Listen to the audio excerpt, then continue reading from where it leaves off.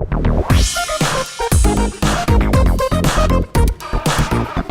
to a report released by the IMF, China has achieved a soft landing in its economical slowdown.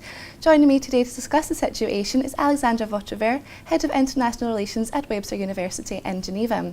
Alexandre, thank you very much for joining me. Now, according to the reports, IMF has praised leaders in China for the different policy measures that they have adopted over the past year or so.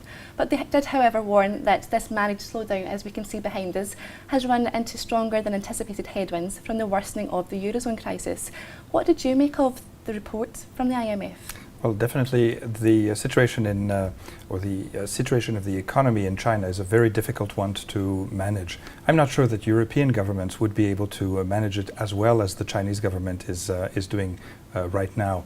When we talk about soft landing, and this expression has been around now for 2 or 3 years, really we have to look at it not as an airplane trying to fit a glide path and being smoothly taken into the landing strip.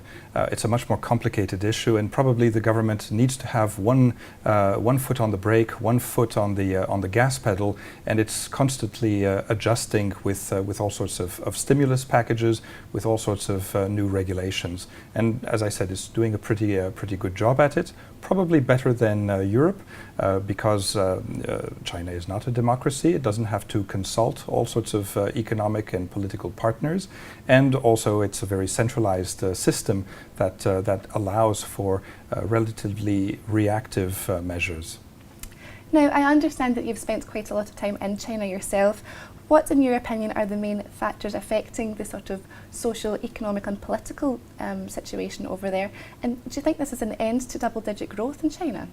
Probably. I think everyone now is, there's a consensus that probably the growth for next year, GDP growth for next year, will probably be reduced to about 8%.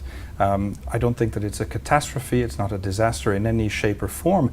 These are the numbers of growth that we've been enjoying perhaps 3-4 years ago. So there's nothing absolutely catastrophic about that.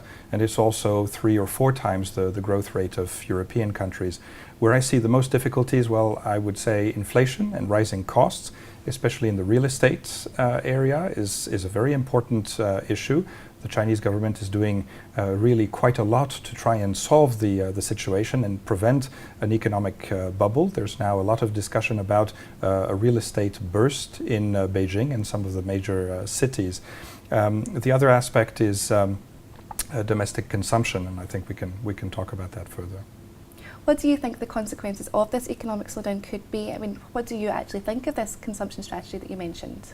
It's going to be quite difficult to enhance and to encourage domestic consumption. The Chinese government and the Chinese local authorities have tried various measures, and in particular easing credit.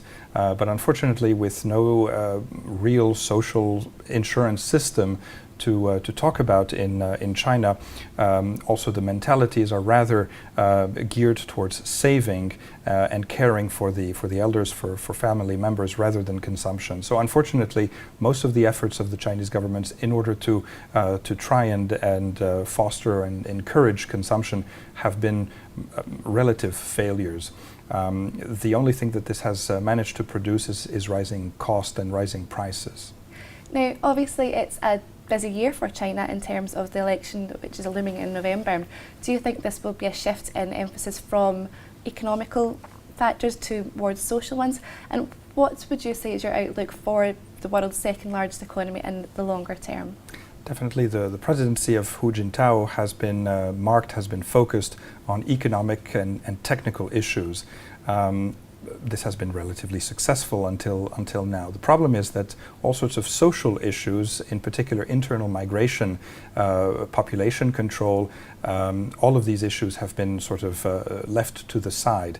And now it's quite clear that the new government that will come in, actually it's only half of the new government, because only half of the members of the Central Communist Party committee are going to be changed. But it's quite clear that the agenda for the new team will essentially be to have to deal with internal migration issues, work issues, labor issues. It's quite clear now that a lot of the rural factories in China are no longer finding the amount of workforce that they used to, because a lot of people would rather work in the cities, even in difficult situations or conditions with difficult or even sometimes illegal situations, rather than working in the countryside. So these are some of the issues that are going to have to be dealt with in the next period of 3 to 4 years. Alexandre, thank you very much for your insights today and for joining me in the studio. Thank you. Now, that's all we have time for at the moment, but stay tuned at DukascopyTv for an interview with my colleague Durham McDermott looking at Moody's downgrading.